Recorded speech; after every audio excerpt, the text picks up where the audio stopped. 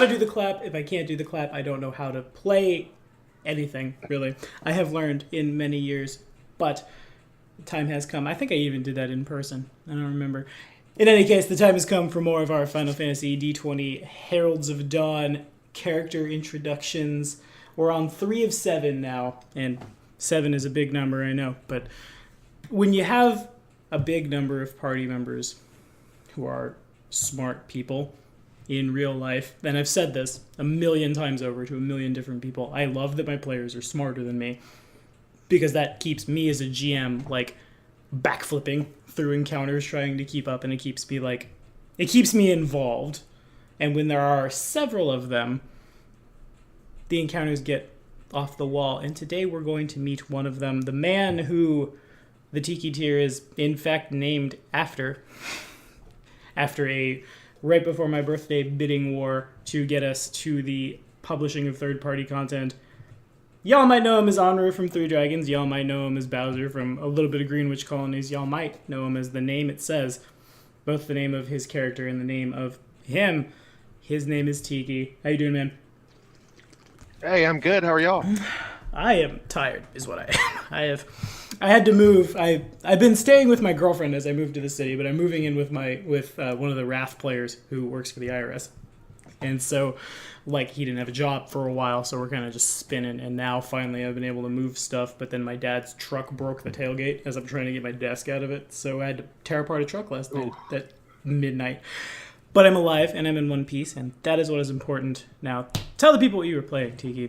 Probably the most... I won't necessarily say the most interesting, because I guess screw everybody else. But probably the most interesting character you'll see. So I am building... the crazy things.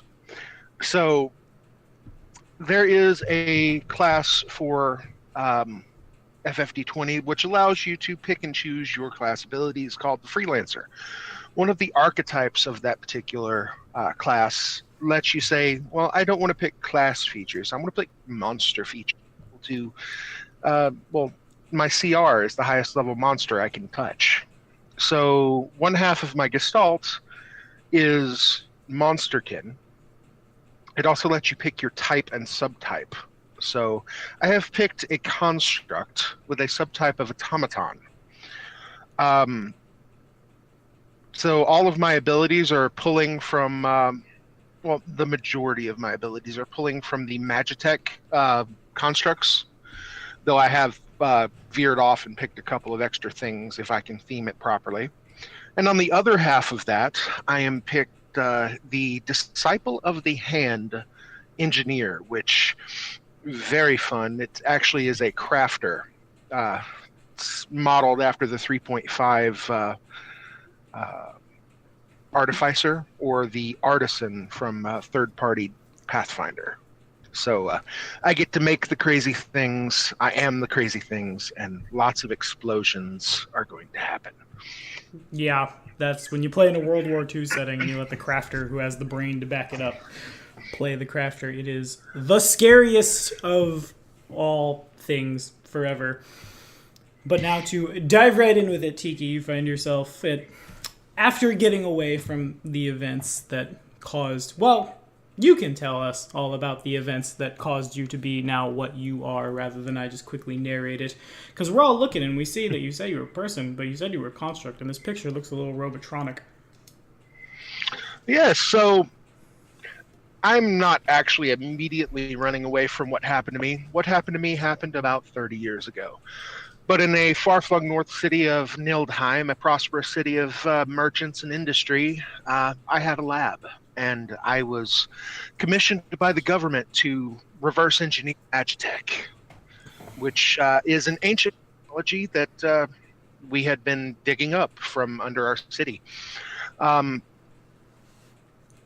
someone apparently jealous of me, and they planted a bomb in my lab when I wasn't there. And when I returned with my friends from having gone to dinner, it exploded, killing me and one of my friends. And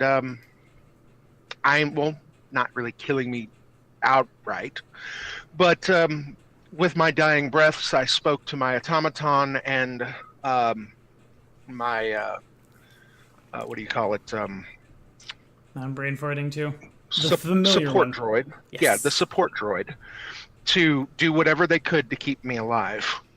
Well, the loyal companions that my constructs were took the remains of my body, the remains of a Shin droid, which is another race in Final Fantasy, and the Magitech that was there, and then cannibalized themselves to put me together as a construct. So when I awoke, I was a construct. I optimized my body the way it needed to be able to keep me alive, and then I salvaged whatever I could from my lab into my hidden cache, which is a extra dimensional space which I get to throw things into, and I left the city with plans to return later to seek revenge upon whoever happened to be the one that killed me. Now, I have my beliefs on who did it, and did leave a note for my rival slash friend, best friend that I had been in conversation with, to say that I am alive to them. But other than that, the engineer formerly known as Lauren, which that was her name, Lauren Stellari, is now dead and gone. Out Tikisri the Artificer. Tikisri. Got it. I was going to say Tikisri. Now I know where the pronunciation is. We did it. Okay, fair enough. So 30 years it has been. That's a long, long time for a lot of people, but I have to imagine for a construct it's both even longer and just kind of short, as in drop in the bucket short, because you're not really going anywhere age-wise. Of course, traveling away from the city it's had its own problems, I will say, given the fact that, like, robotic people such as you, people who have, like Shin droids are one thing, Albed, who, as you once were, have, like, augmented themselves with cybernetics, and things of that nature are, like, I guess I shouldn't say cybernetics, but you get the idea. They're somewhat common, but you are an anomaly. An anomaly draws attention. Attention is not what you want. For 30 years, Tikisri has been living in a quiet little village in basically the middle of nowhere, just a little village in the middle of the prairie. The people of this village all wear particularly large, covering most of their face, hats, not unlike what you would see on a black mage, obscuring their faces. Their bodies are a little awkward. They're clearly, though you haven't really messed with them, and they basically leave you alone as well, they're clearly not humanoid. They appear to be something more akin to, like you, a construct. Of course, in 30 years, another lab can be built. It's not anywhere near as shiny as the last one was. You're basically just... A good analogy for this one is... Maybe I'm just thinking this because I just watched Infinity War again, but kind of like where Bucky is living in Wakanda. That sort of setup. The technology is there, you have it. But the hut that you live in and the, like, almost like a blacksmith's forge outside of it to, like, keep it in the open air is basically been your day-to-day as you continue to... And I guess I will also say here on YouTube that it is hilarious that you, Tiki, use the word optimize in your backstory for your character, because we all know who you are. To continue to work on yourself, figure things out, and what would a normal day look like for Tikisri, do you think? Well, I don't need to sleep. That is one of the defining features of a construct, so my day never really ends. Now, mentally, seeing as I was a person before this, I probably do need to have some time of menial, don't have to focus on anything time. But that's not to say that that time can't be done, chopping wood or something like that, because that's a monotonous task that gets done. So during the normal 8 hours, which someone would be sleeping, I'm probably chopping wood, creating charcoal, the simple things to make sure that I have materials for the day when I actually have to put my to work. beyond that, I probably spend a good 8 or 9 hours working on whatever project I happen to be doing at that time of day, and then probably spend I don't know, an hour moving into town. The townsfolk do not really mess with me or come to me for much, but when I do make my way into town, I do have a couple of things that I tend to do. If I go to the bar, anything that I wind up around, I tend to tinker as just a way of keeping my mind busy while I'm thinking of other things, or my body busy while I'm thinking of other things. If they bring me something, I might wind up improving it just in passing. Like I have an ability that lets me turn something masterwork just by spending an hour with it. So I tend to improve things while I'm just sitting around doing things. Probably shop, return back, and then start the menial task of chopping more wood or doing whichever low-level, simple thing needs to be done so that I have materials for the next day.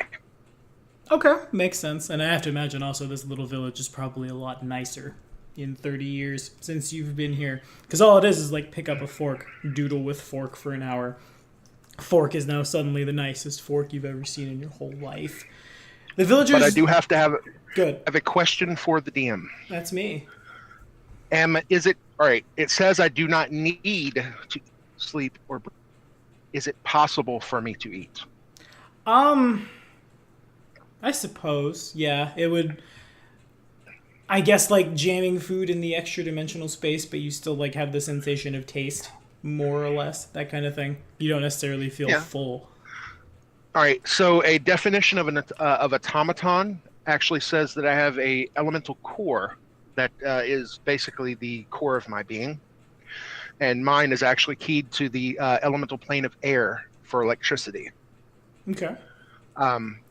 So since I am pulling stuff out of that, would I also consume and then burn food as fuel to send back? That seems to make sense, yeah. Cool. That way, it's not a one-way draw. I just exist from the... I could literally spend my entire life pulling energy from the plane of air, and it would not hurt the plane of air. But if I do eat something, it just converts it back into energy and sends it back. It's kind of like a little bit of static zap, and then off it goes. Okay, yeah, sure. I can dig it. I'm sure all the air elementals can as well. Okay, so so every time Tikisri eats, there's just little, like, across the teeth. It's probably disgusting. But in any case, you go back to hit that monotonous task, you go back to chop the wood, and when this happens, you kind of zone out. It's kind of like when we humans get home from work, crash on the couch, stare at the TV, that kind of thing. You're not necessarily watching, it's just there. You are letting things go. You have dark vision, I assume. I have see in darkness. Even which better. Regular darkness and not magical darkness. Okay. So it gets pretty dark out here because, like, the village is pretty low-tech. These guys keep to themselves, and, like, the bigger cities around don't really bother or much care for them. No one really knows you're out here. As you go to chop up the wooden things, you see out of, like, your peripheral vision a little bit of movement, and Tikisri turns around in response to it. And standing... it's hard to say, probably about 3 feet tall at the most. Basically right in front of you, as if it had, like, come up behind you out of nowhere, is this little green-skinned creature. It has a round head with a really small snout and these, like, bright yellow eyes that glow in the dark. A dark brown cloak covers it, and a hood has been, like, it's partially, like, flopped down behind it. In one hand, it carries a lantern, which is presently not emitting light. In the other hand, it kind of looks like a butcher's knife, but it's much, much, much smaller. It looks up at you and blinks once.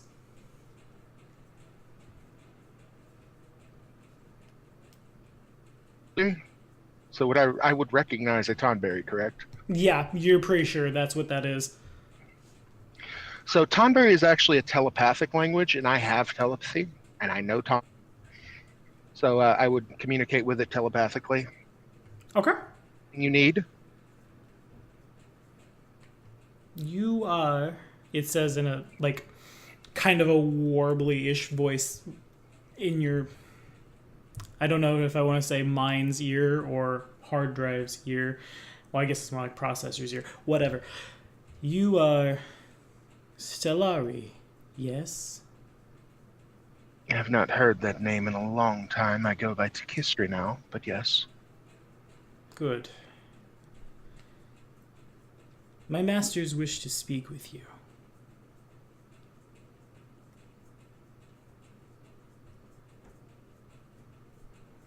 He blinks once. Normally, if you were anything other than a Tonberry, I would not even give you the time of day in this particular thing. I don't listen to people's masters, but I don't know, my previous dealings with Tonberry have been okay, so lead the way. I want to say nod, I want to say bow. It's kind of the same. The thing doesn't have a whole heck of a lot of neck. It just kind of like leans forward and looks down for a second, turns and begins. Though you certainly know this is one of the most deadly creatures in the known world, it kind of just waddles as it walks away. Do you need me to relight your lantern? He continues walking. I'd follow.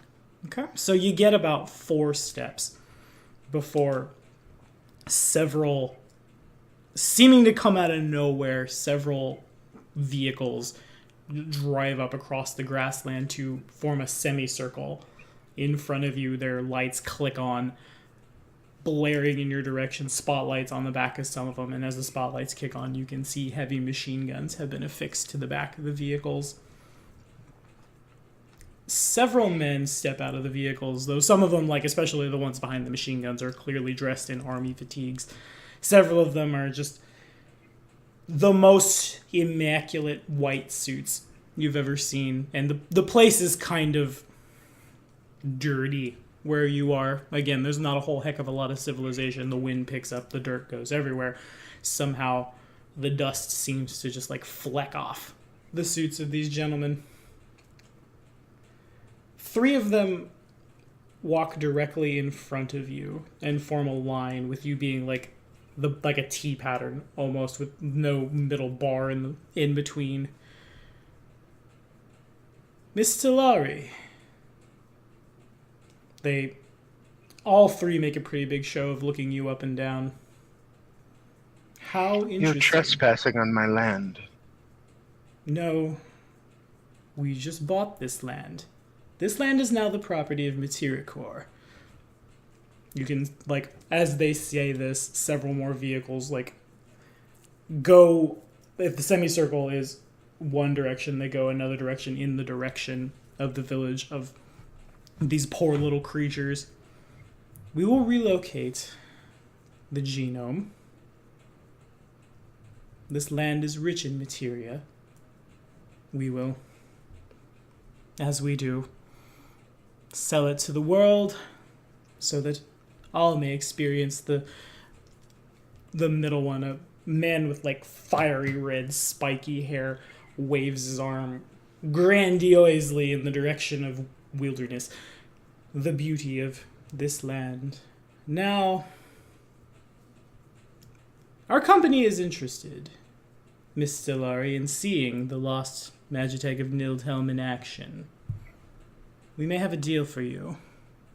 But first, the 2 men behind him, they're carrying briefcases. They set the briefcases down and then unhinge the latches. They pop open. As they do so, there's probably a couple dozen in total, and they're all, no bigger than the palm of a human's hand. Little buzzing, basically just a propeller that picks up a sphere. Drones take off into the air. We'd like to see what it can do. They step back, the drones begin buzzing in your direction. What I can do? Mm-hmm.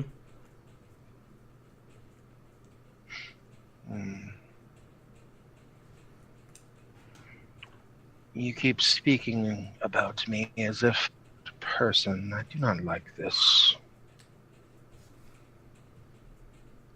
They seem unfazed.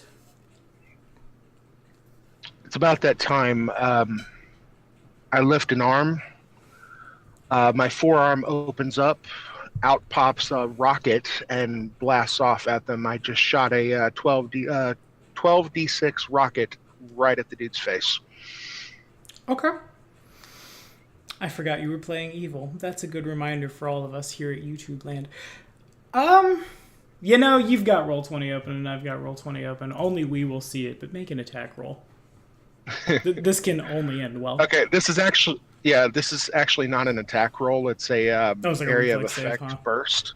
Okay. Yeah, so it's a DC 23 for half. They don't necessarily have stats. I'm going to throw the dice down. Well. Okay. That happened. You can't see it on YouTube. Well, you're about to see it on YouTube. Hang on.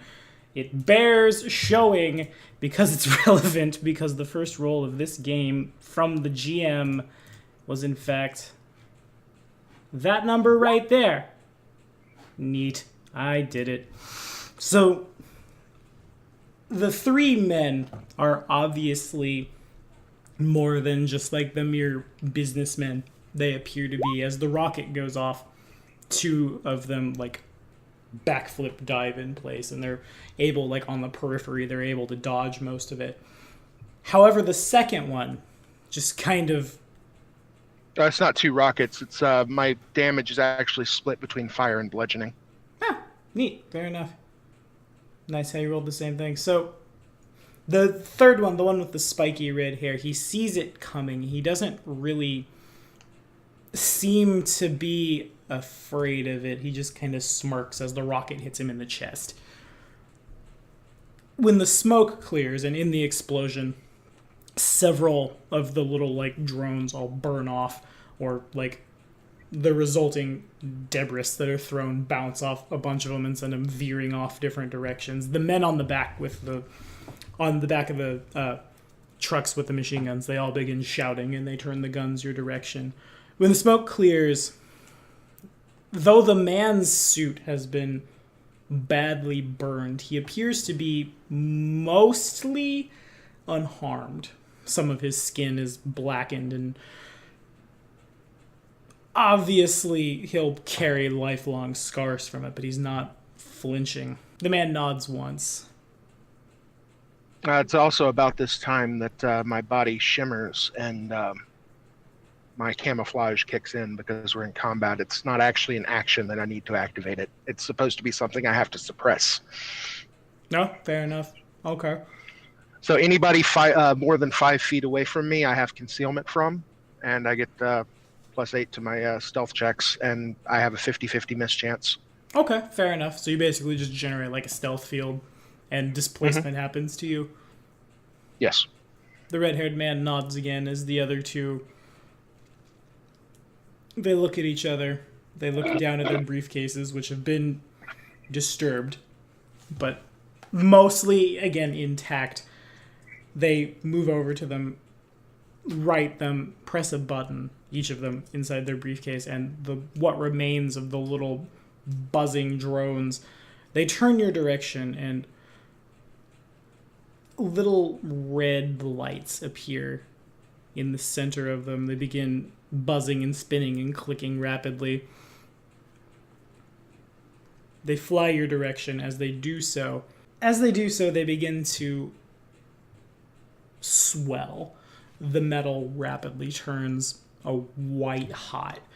And they're like, though they're not very big, their body rapidly begins to expand, as if like rapidly taking in the air around them to physically grow.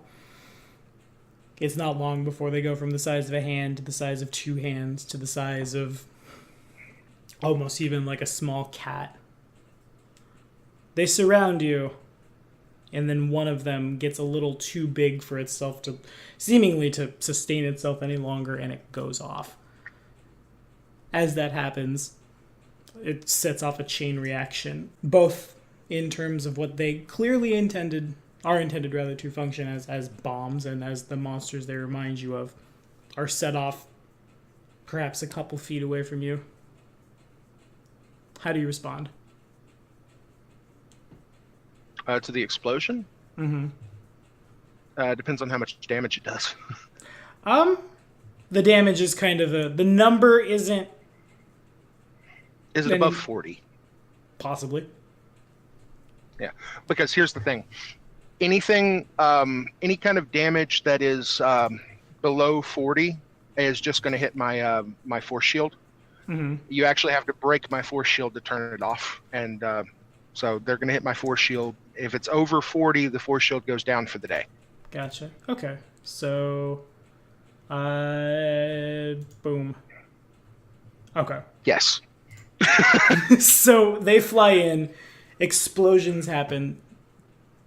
It's around this time also that Tikisri can hear explosions from the village. As the dust clears, you also are quite unharmed, as basically these guys all ran up into your shield and bounced into it.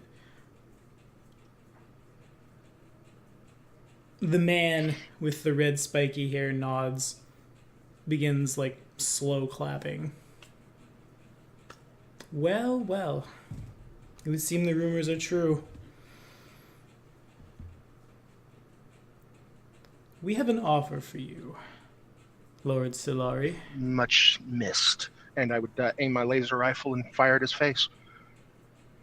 Okay. You fire the laser. He's able to...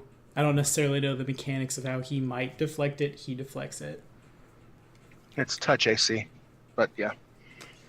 Raises his hand, it hits, he bounces it.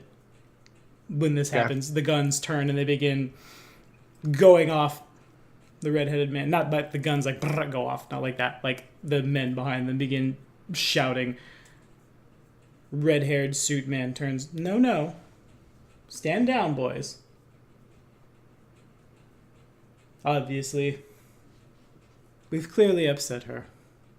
I'm sorry. Allow me to be more formal with you. We recognize what you have been able to do. We could use someone like you.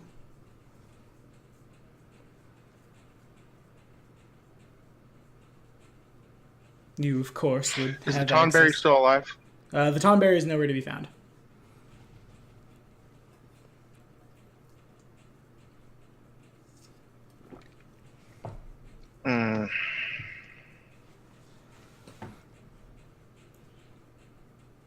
Is he more than 5 feet from me? Yeah, that's fair. All right, so I have concealment from him. DC a 33 for him to see me. Okay. And I'm going to try to stealth out of there. Okay. So he's able to track you pretty easily as you take off, trying to sneak away. We can help you find the one who sets you into these circumstances, if you would simply listen.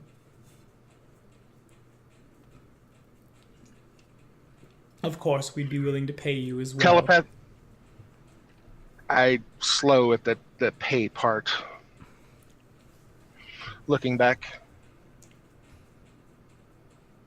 Normally money would be my answer for most things. But not only have you come to my home, purchased it out from under me somehow, and then started destroying the people who I have called neighbor, but you attacked me.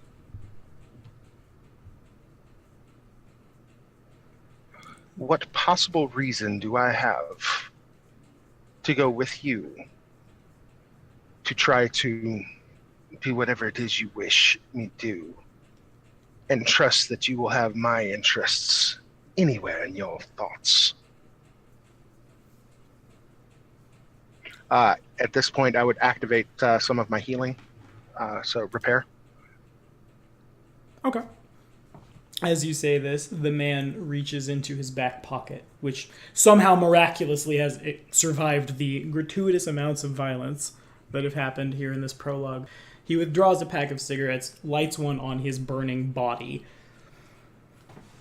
Well, as I'm sure you are aware, Matericor is one of the most powerful corporations in the world. When we need things done, we get things done. When we need constructs without souls, he waves in broad strokes at the now burning village behind you to vacate the premises. We see it done. When we need to find someone, of course, top men and women are assigned to it. Not only will you be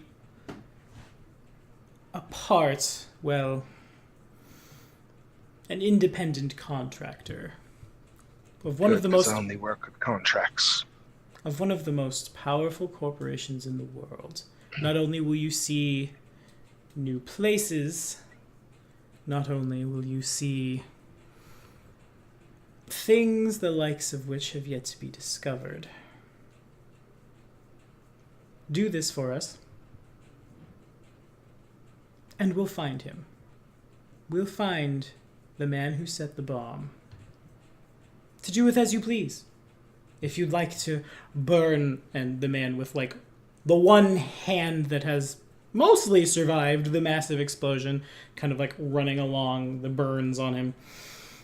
If you'd like to do this, if you'd like to do the sounds of machine gun fire behind you, that, if you'd like to take him out to dinner, it's up to you.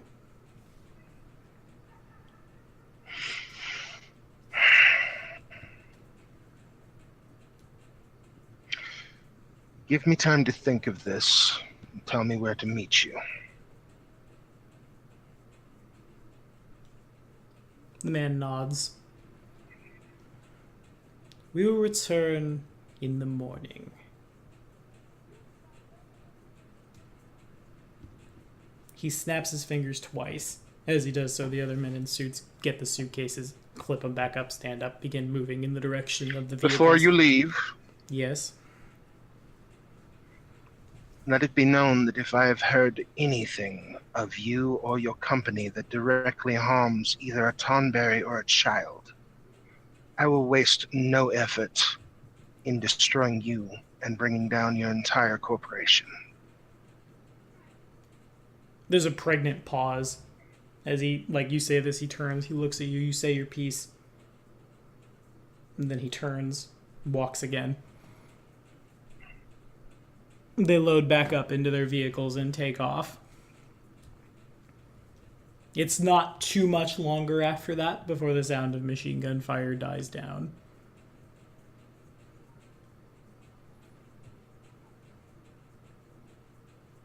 Basically, get myself back up to full health with my repair. Set my repair to reactivate my shielding, which I do not know if that's actually possible mechanics-wise, but that's what it's doing. Sure. Basically, go in and start packing anything important in my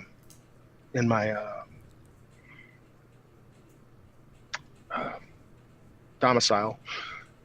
Okay. So your domicile is far enough away from the village at large that it's not in any direct danger. Of course, like walking over the ridge to get back to it, you can look down and you can see the insides of these things, as several of them lie truly broken on the ground. Where you would expect to see flesh and blood, you see gears, you see mechanical pieces. Some of them, as you walk along the ridge, they seem to respond to your movement in such a way like the head might roll a little and the just giant yellow eyes stare in your direction. They say nothing. You see some of them have been herded into various like meanings of transporting them out of there. Most of them seem to just kind of do it. Like a soldier walks up, barks an order, the thing nods, does so, and the cycle repeats. Your house has been untouched. Your stuff has been unrifled through, but sitting in... It's odd to see them cross-legged as they are. Sitting cross-legged on your desk is that Tonberry. As you come in, it looks up, nods.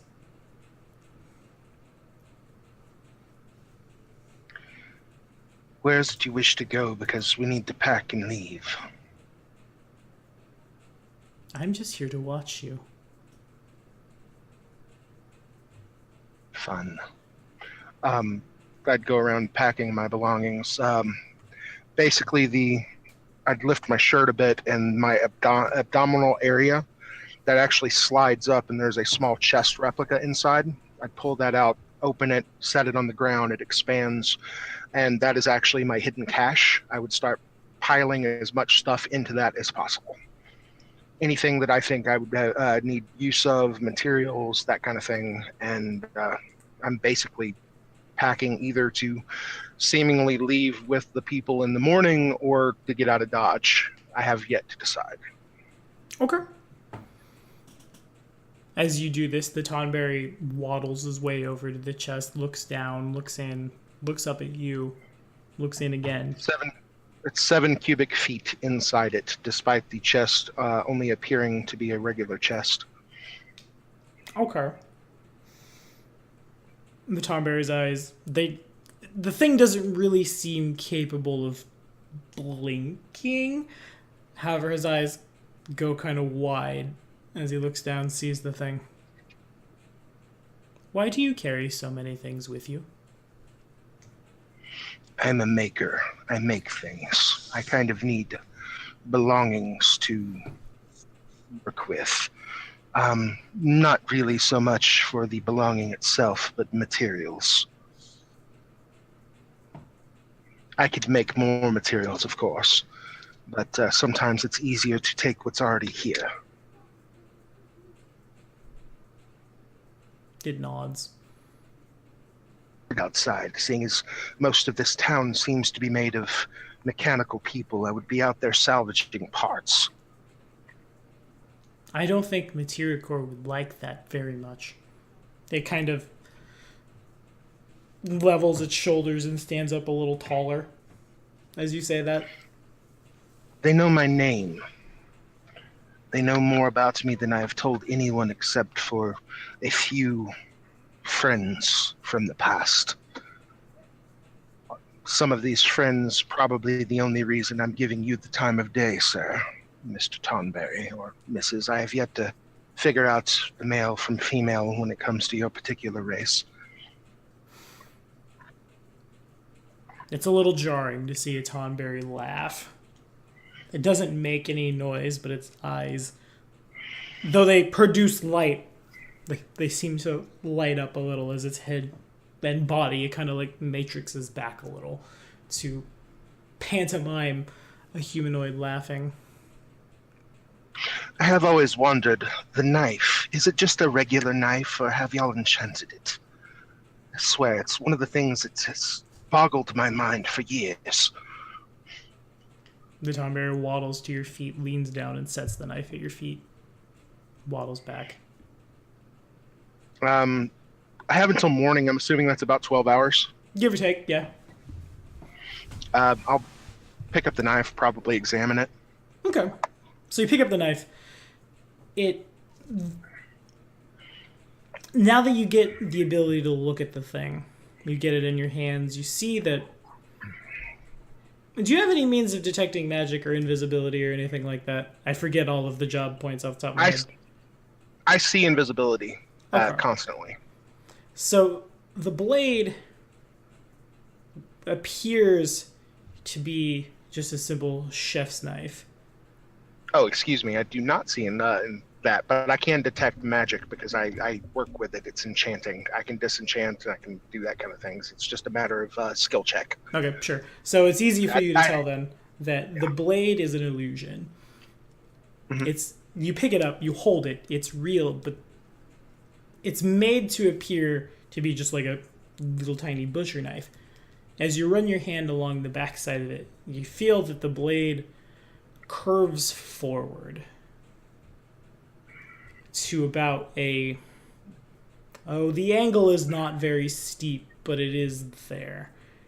Kind of reminds you of like a machete, yet smaller. The sharp end of the blade isn't for stabbing so much as it's like inside that curve is where the slice would occur. And sharp indeed it is. It runs back along basically a couple inches before hilt. It's nice, isn't it? Wondrous little thing. Still does not leave me to believe that it is just the knife that is doing it. I guess it's mostly a mixture of skill and a little bit of disbelief. Huh? It nods. I'd hand him back his blade, handle first, of course. Okay. Because I fear not the weapon. Okay.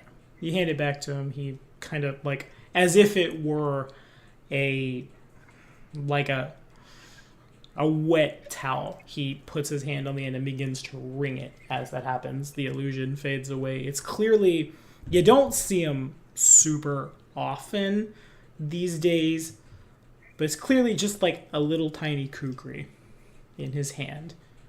The blade has the image of a gigantic serpent wrapping alongside a mountain. Nods. Brings it again. It turns back into a simple, regular, ordinary, or so everyone thinks, butcher knife. So your thoughts on the company that has come to raid my home and town? Well, Material Corps pays me very well in work. You understand. He pantomimes, slicing in the air. So if I were to go with them, I would work with you. Sort of. If you were to go with them, we would work for the same company. Usually they just send me when things could get dirty. You understand? Right, you said him and the other people are not the same company, you said? No, he's... The gist of it from what he's saying you would get is he, too, is a independent contractor of sorts. See, I have great respect for your people. It takes quite a bit of, for the lack to say of it, testicular fortitude, even for someone so small to just run right up to someone to kill them, and then succeed most of the time. So much respect. He nods.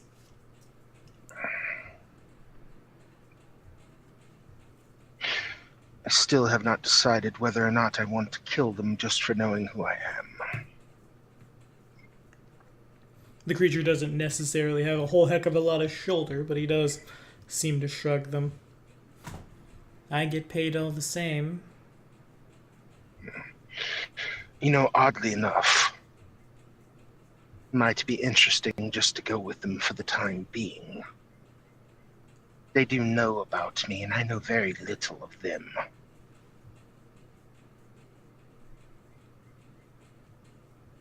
Indeed. They certainly would make you the richest woman in this part of the world. If I want to make money, I will make coin easily. You do realize how much it costs to buy a simple sniper rifle. Of course. I can make them in days. The Tom Bear's eyes. Again, just like the appreciative nod, a little bit of wise. Arms dealing is rather lucrative, especially in this day and age, with everyone wanting to do military this or military that, or try to prove their worth with overpowering someone or stealing their land, or military. But quite lucrative. Indeed. 8,000 gil is a lot in only a few days. I can do better. That's just the mundane crafting. But still, Sometimes doing the simpler work is more cost-effective, and I swear, making something so simple, it's a waste of my talents, but it pays money. Lots of sweet, sweet money. Indeed. It's too bad you can't make more. And he waves his knife in the direction of your body. Like that. Who says I can't? Well, it's not a sniper rifle. Just because I use mundane things most times as my form of making money does not mean I can't make constructs. Pointing at the table, that, for example. Come here. The table would walk over to me. It's a simple wooden table, and it moves on my command. The Tomberry pokes at it with his knife, seeming to not believe that just happened. 1, 2, 3. I see. How does that work? Magic. I can animate anything. Your knife, I could animate it to make it walk to you. He sets his knife down and backs away. It would take about a day. But still. I mean, if you would like it animated, we could come to an arrangement. You say you have plenty of coin. No, Materia Core pays me in bodies. Oh, so you just enjoy the killing. I have no need for money. He gets a lot more, like, rigid as he says this. Well, in all honesty, I probably wouldn't need the money if it wasn't so required to get materials. I don't care so much for the coin as I care for being able to make more things. The world runs on money. And Tomberry nods, draws a circle with his knife in the air. Well then, simple place, rather interesting. Pulling from my extra dimensional storage, I would pull out several blocks of C4 and set them up around the room. You might want to leave. If we are leaving from here, they are not getting my place. The Tomberry is clearly aware of what C4 is, sees it, and opes out of the room as fast as he can. After doing a once-over, making sure I haven't missed anything to put into my storage, I would take my hidden cash, return it to the place hidden within my abs, lower my shirt over it, and leave. And as I'm walking out of the place, it explodes. Classic. Okay. No one stops you from leaving. The Tomberry just kind of falls in behind you. The explosion occurs. The night is one final time pierced with the sounds of violence. All right, so I'm going to leave this up to a 50-50 for the DM. Sure. On whether or not I am at the meeting place or whether I leave. So I'm going to call heads. Your choice. Alrighty. So I will roll a D100. And heads I go with, tails I do not. So higher than 50 then. Boom. Okay. So then... So I don't. You do not, no. So then I guess I would ask, where do you go? Probably towards the nearest city that is indirect in a path. So if I were to follow the road, it would take me to the nearest city. I would basically set out in a direction not along the road to go to the next city. Makes sense. Okay. So you basically just kind of, as the crow flies, go that route, not take the paths that exist, which is fine for you because, like, Stumbling across the savannah is not dangerous for a robot, considering nothing is going to try to eat you. There might be a couple of times where some big cats come and like sniff you out. You see them doing a stalk, and then they realize you're not edible. Herds of wild chocobo. And I'm running the entire time because I don't suffer from exhaustion. Fair enough. So if the Tonberry doesn't keep up, because he's working for that company, he just doesn't keep up. Okay. So you take off after the house blows up. How fast are you, little guy? You have a speed of not much. Yeah, it is not long before you outpace a Tonberry. Yeah. So times 5 on 40. Indeed. Compared to my times 5 on 20. Yeah, even if it tries to... Oh, times 4. I don't have the run feed, do I? Yeah, no, I don't. So, it tries to keep up for a little while. Yeah, excuse me. It is times 4. I'm so used to Anru. So. Yeah, right? Yeah. Even then, you're still, like, way up front. Yeah, no checks for forced march. I just run forever. Okay. You take off, you do the thing. The Tonberry tries to keep up. It mostly just... It doesn't have to sleep either, given its nature, but you see as you go to run in the direction of the cities, you look behind you, kind of just... It realizes it can't keep up. Is content to waddle behind in the vague direction that you're going, though certainly it's going to lose sight of you before too long. The run takes... Oh, how far the nearest city? Let's ask our good friend, Mr. 1D4. Bam! 2 days of across the savannah before you reach a town of...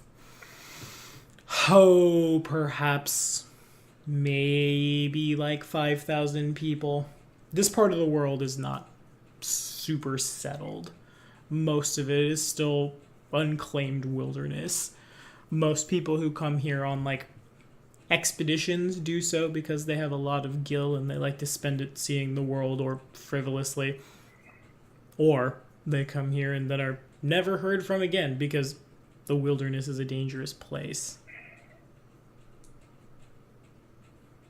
You're not sure what the name of the town is. They don't necessarily, like, there's no welcome to this land outside, so much as it's just kind of a congregation of humanoids who have set up basically a trading post.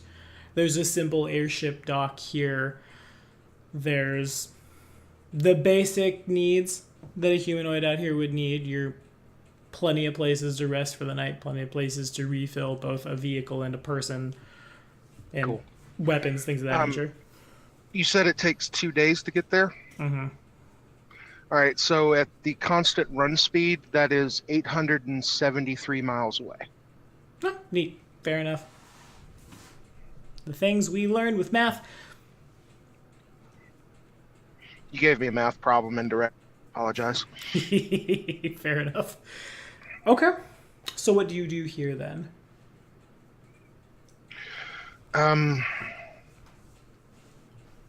Probably the first thing I'd do is head into a clothing shop, some cover up with, because being mostly mechanical, even if there are Shendroid around, it's probably better just not to show what I am. That's fair. Yeah. It doesn't get in the part of the world where you're at. It gets warm, but it doesn't necessarily, at least not this time of year, get like swelteringly hot. So there are people who would have basically maybe not like a full winter coat, but something to cover, like a light jacket almost. Yeah, basically just a hoodie. Mm-hmm. Yeah. I mean, because the boots and pants cover up everything else, so a hoodie and gloves. Mm-hmm. Seems good to me. The merchant doesn't ask a whole heck of a lot of questions. You walk in and this blue-haired, long-fingered Guado man puts his hands together and bows. His eyes kind of hang for a second, as most people do, but more than happy to take your gil. Buy the hoodie, buy the gloves, set down an extra 20 gil, I was never here. Of course, my lady. Bows Basically, again. just walk out, start trying to gather information on any ships or anything that's leaving out to a place. Uh, Basically, trying to put as much distance between me and my previous place of residence. That makes sense. Okay. So as you begin putting your ear to the ground, it's the talk of the town is that a major corporate interest from a faraway country has laid eyes on this part of the world. Apparently, there's some sort of materia here somewhere that's unlike anything else, though no one here has seen it. And it's becoming pretty obvious that the company plans to. Actually, matter of fact, there's probably like want ads all over the town looking for people to work in these factories that will soon be set up on what was once your home. As far as a ship leaving certainly would exist. I'm gonna throw the percentage dice down one more time. Boom. Okay, so you head to the dock. The entire time mumbling about people taking what was mine. You head to the dock. It's a pretty one chocobo affair. However, there is a pretty sizable airship presently parked at the dock. In addition, as he doesn't see you, but as you make your way to the dock, you see that the man from Materia Corps, who you rocketed in the face,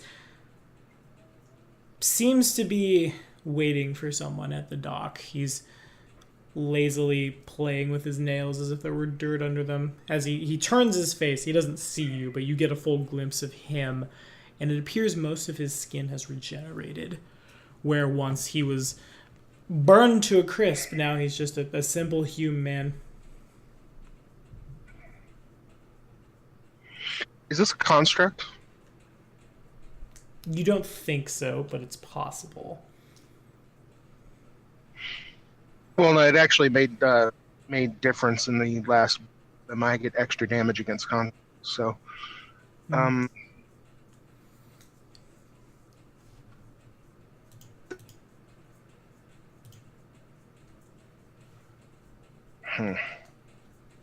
Here's the sad part. If I thought he was a construct, I probably would be dragging him off into an alley to kill him and salvage him. Find out why he's covering the way he is. Lawful evil is as lawful evil does, Mama used to say. Yeah.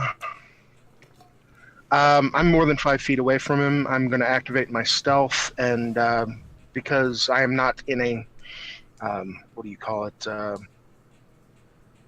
Threatening situation, I believe, right now. I'm going to take 20 on the stealth check. So okay. 45. Yeah, it definitely is. You're not threatened. The dice are also kind of arbitrary in this part of the game as well. I just showed the natural one because it was funny. The man doesn't see you, or if he does, he doesn't react. Where would you like to head? He is waiting for someone to get the ship or onto it. He seems to be more just the unintelligent casual observer.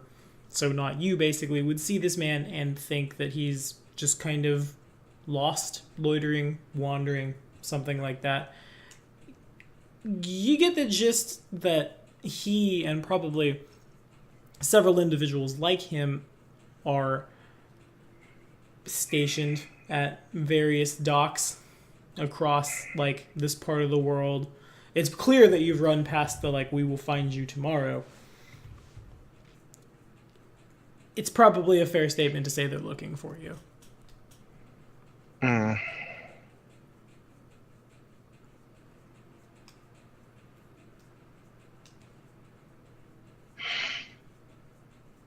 All right, so in the part of the world where I'm at, if I did not want to be joining this company that tried to railroad me, with any knowledge I might have had of the region, what would I which direction would I be trying to go just to get gone? Just to get gone, it would be as far away from here as possible. Corporations are real good at putting their fingers in several pies, if you will, across all of everywhere. To get away from them, you would need to go somewhere like here. Somewhere untamed, somewhere new, somewhere that a corporation wouldn't have an interest in. Is there an airship dock? Yes, there is, like I said, there is one particularly sizable airship, especially for this part of the world, that is presently docked. I try to make my way into the office for that and see if there's anyone there that I can negotiate travel with as a worker on the ship. Okay. So you make your way to the ship. So ship engineer, repair folk, Things that of type that of nature. thing. Sure. You make your way to the ship. The occupants are very lively as they spring back and forth across the thing. They're perhaps 5 feet tall. From what you can see of their skin, it's a deep purple, almost black color. They are uncannily fast as they zip around the place. You make your way to the ship, and the man turns. He doesn't see you, almost as if he heard a voice above. Nods once in the air and then walks away. I heard what? Like a voice from the great beyond. He just kind of looks up, nods once. So there's no one in there? In the ship? In the office where the workers would go. It doesn't really seem like such a place exists. These individuals are just kind of zipping all over the place. It's almost like, not unlike you, they never seem to really stop. The ship's makeup is automatons. It's a fair assessment, yeah.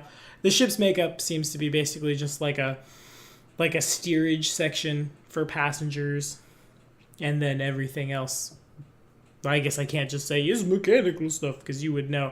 Everything else seems to be what keeps the ship running. It's clearly made to travel much, much, much higher up than the average airships of the day. As in, in this time frame, space has probably been poked at least in terms of what's up there, what's beyond our planet. It's pretty clear that this ship is made to exist for most of its career very high above the clouds. Do they seem intelligent, the workers here, or are they just automaton, mindless? They do. They seem to have their own language. As they pass each other, it also actually appears to be more of a sign language. They nod, flash hand signals at each other, and you don't recognize it at all, but you would certainly recognize a sign language. And then they zip back again. Occasionally, you see them. When they do stop, it's for about, no more than 30 seconds. You would imagine withdrawing from their robes again about the size of a human's hand, a bottle of a bright red liquid, an image of a chocobo, is stamped onto the side of the bottle. They unscrew the green cap, chug down the red liquid, and then off they go once again.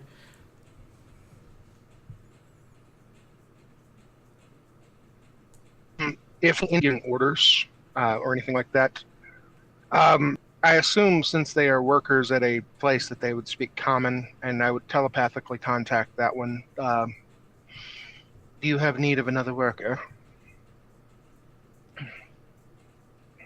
They As you telepathically contact it, it stops the doing so. There's a as if you had just hit the brakes on the car. There's definitely that screech as it like digs its heels in to stop. Turns, looks in your direction. Can you keep up?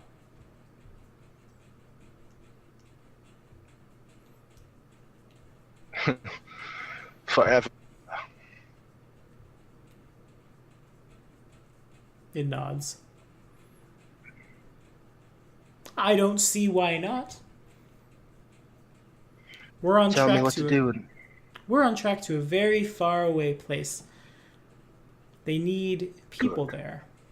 It's just recently been found, and they, like, when I say they, as the one begins talking to you, several more kind of, like, form a semicircle around. Most of the time when a ship comes into dock, the main thing they're doing is any kind of repairs. I would walk up to any place that seems like it would need a repair, lift out my hand, and I'm actually going to call it nanotech, which is how I repair things, floats off of my hand and starts repairing the ship. Makes sense. Example of my work. That seems on flavor too, given that like you have a bunch of animated constructs at your beck and call. The ability to have a bunch of tiny ones, just whoop and then fix. The ship itself seems to be pretty, to pardon the pun, ship shape. Other than cosmetic things, they obviously don't spend a lot of time like polishing the brass. In addition, the pipes that run all over this place, getting a good look inside one of them, you see that the whatever strange red liquid it is that these people apparently are ingesting, it also seems to power the ship.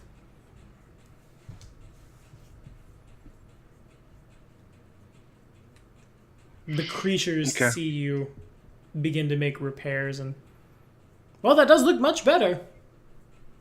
Okay, you can come with us.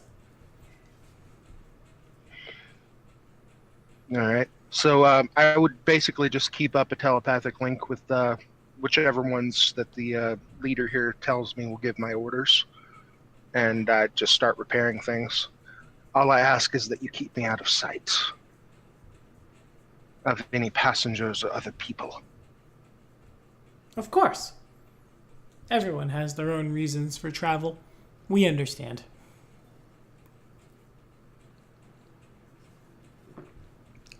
The ship takes off. Upgrading, optimizing, whatever I can do. Gotcha. The ship takes off perhaps, 20 minutes after you begin tinkering around. And optimizing is definitely a thing you can do. The ship is very ship shape, but it could be ship shapier, as it were. Things could run a little better. Things could be a little more, again, optimized. When the ship takes off, you barely feel it. You realize that it's taking off. I am masterworking everything. Yeah, now the ship is even better. As you go to take off, like, you don't feel it rise. You just happen to be standing near a window, and you see the thing just straight up off the ground pick up as you hear the rotors of the propellers begin to spin. As you do so, you turn the corner, and again, before you stands the little tiny Tonberry. It's donned the robes of the people that work on this ship. Hello again.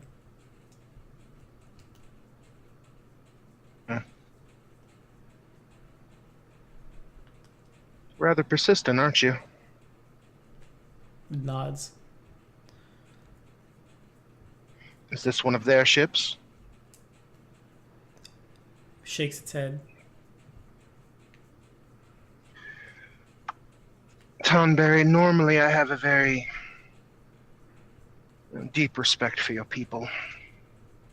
If you tell them where I'm going, I will kill you. It says nothing. The lantern light kicks on for a second before the pale green fiery glow winks out again. I'd like to see you try. Hmm. Well, like I said, I have a respect for your people. That's the only reason I haven't killed you yet. You working for them leaves me in bad situation. But, once again, respect for your people.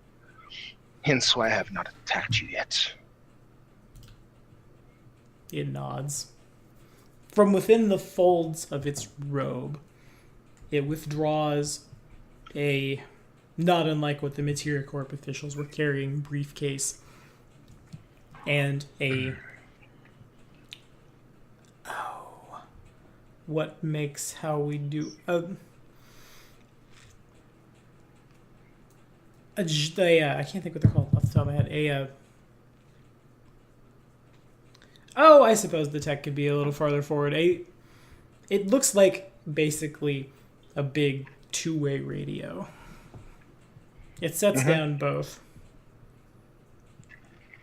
Materia Corp told me to bring these to you. This contains a gift. An advance pushes it forward. This contains a message, pushes the other one forward. The Tomberry shrugs its shoulders. And personally, I don't really care what you do, but they're very interested in you and what you do. Could make you very rich.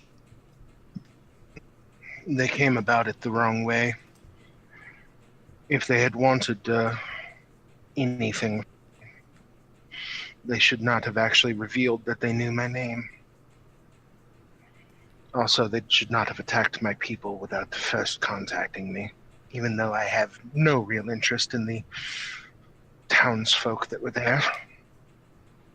They have very tact, and they have disrespected both me and my home.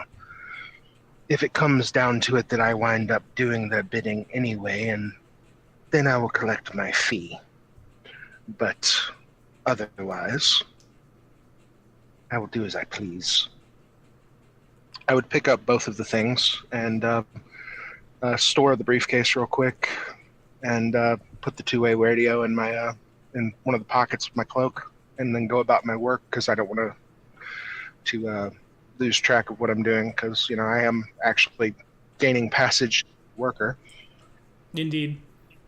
Okay, so you lean down, you begin to pocket the things, and then when that is all said and done, and you go back to take care of your stuff, the Tomberry has again disappeared. See you again, I guess. And silence is what greets you. So some time passes. The journey clearly is going to take a while, as most of the travel, the ship is good. The ship is, however, kind of ponderous, and a lot of the time is spent just going up, dealing with wind currents, things of that nature. You're given the quarters aren't a whole heck of a lot of much, given that most of the people on the ship are sleeping on communal bunks. Basically, you, wanting privacy, are given basically a broom closet for somewhere to be so you're not suspicious when night falls. As you go to retire, inside the briefcase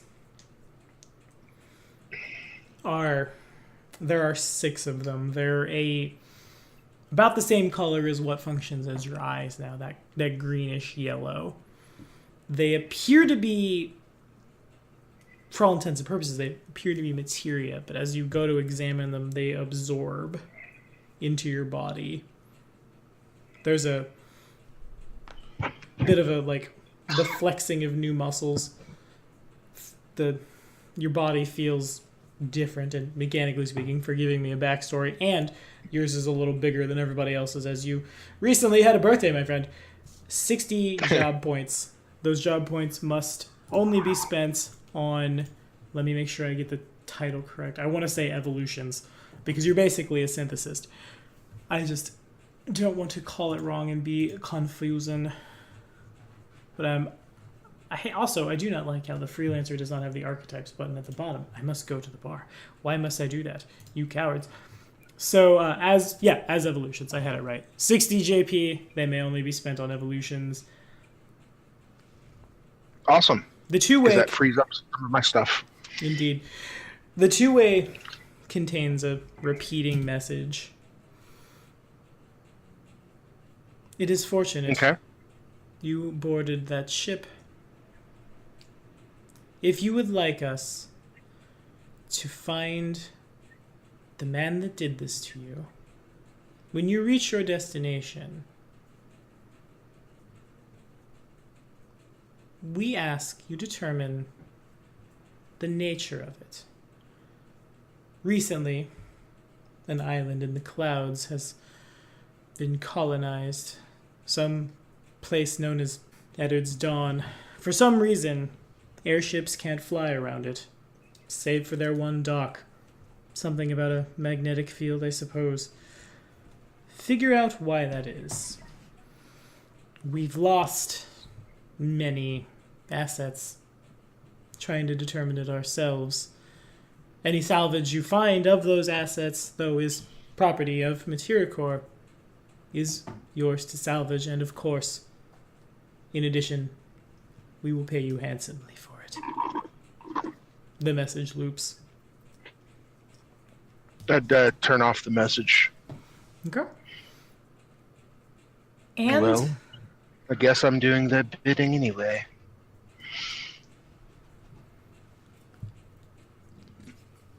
And that is where we will call this third of 7 prologues. The lawful evil is as lawful evil does, Mama used to say. It'll be a thing to see all of you guys meet up when all 7 players get to where you guys are going. Because I know, like, as people, you guys know how to be good PCs together, but the interactions between our CG nihilist and our LE make money and blow things up and everybody else in between are sure to...